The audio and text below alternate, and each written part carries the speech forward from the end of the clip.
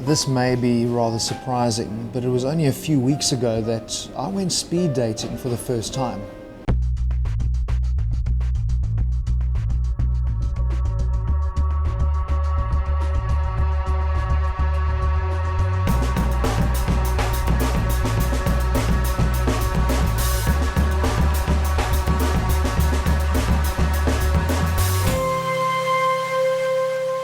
Look, I can certainly see the appeal. I mean, you've got 10 minutes to make a lasting impression. It's either a case of a tantalizing tease or, I guess, a grateful getaway. Fair to say my attention was pricked. And what's amazing is that it's really good for my ego, but I think she feels the same way. We've decided that we would have a chance at a second date, a more meaningful connection, I suppose. I'm just hoping she's not going to mind a dirty weekend in the Cape.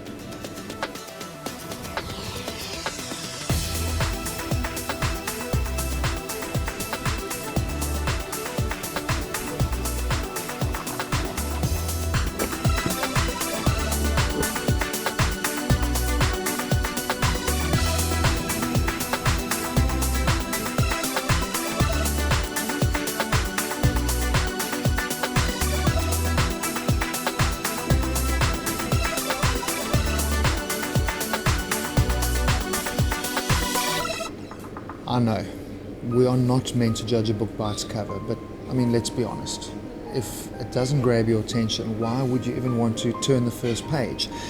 This is something that Range Rover has done really well. They've taken, over the years, a big, uninspiring box and somehow managed to make it appealing. What they've done is they've taken that recipe and added a lot of spice with the Velar.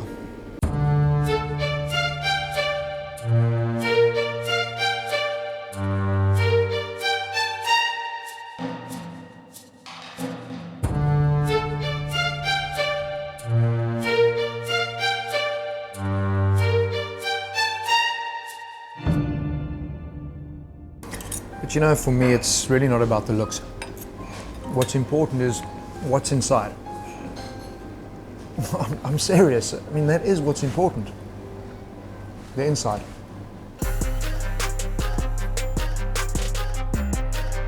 Wow, the interior of the Velar literally is a work of art. It is just beautiful.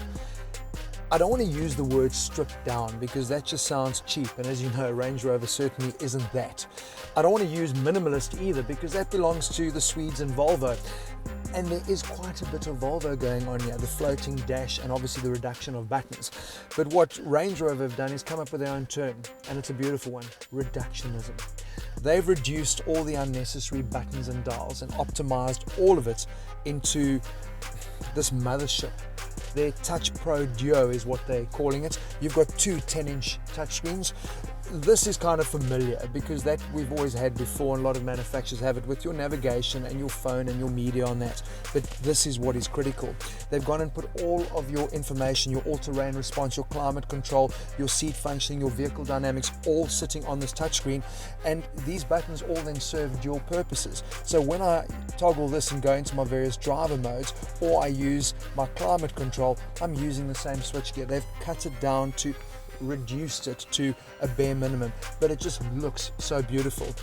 The designers call it the blade because it is so super thin. But what I love is how it links up into everything in the car.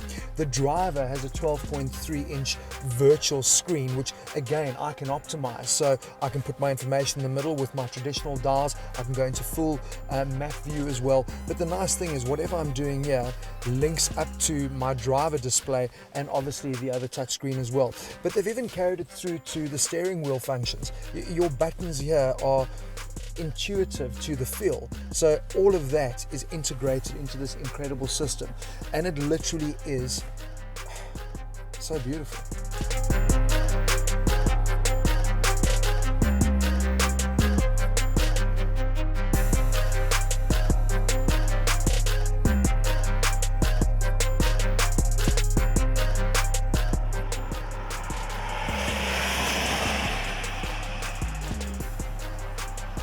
The Velar obviously comes with Jaguar Land Rover's lightweight all-aluminium technology and shares a platform with the F-Pace, a car that we absolutely loved.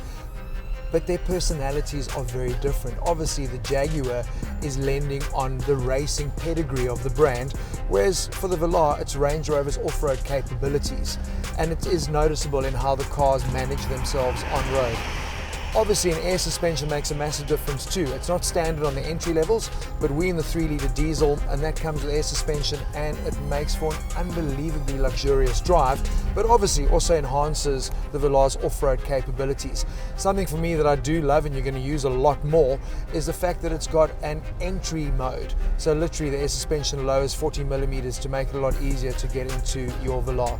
In terms of the engine offering, again, Jaguar's Ingenium engines are across the board. There's a 2-litre petrol and diesel and a 3-litre petrol and diesel, but the one that we're in is the one to buy. 221 kilowatts, 700 newton meters. You do not need more than that, and for a diesel it also sounds really good. What is clever is that Range Rover has made this the most personalized car to date. So even if you do find yourself in the entry level, you can optimize it and style it according to your taste, which is pretty cool. For me, obviously, driving a car, this is what it comes down to, is the steering wheel. It's what keeps you connected to the road, and they've made that experience even more tactile. I mean, these little dials usually on a steering wheel are pretty dull and boring. This backlit, intuitive to the touch. My hands never need to leave the wheel. I'm always connected to the drive. I'm engaged 100%. Beautiful car to drive, really good.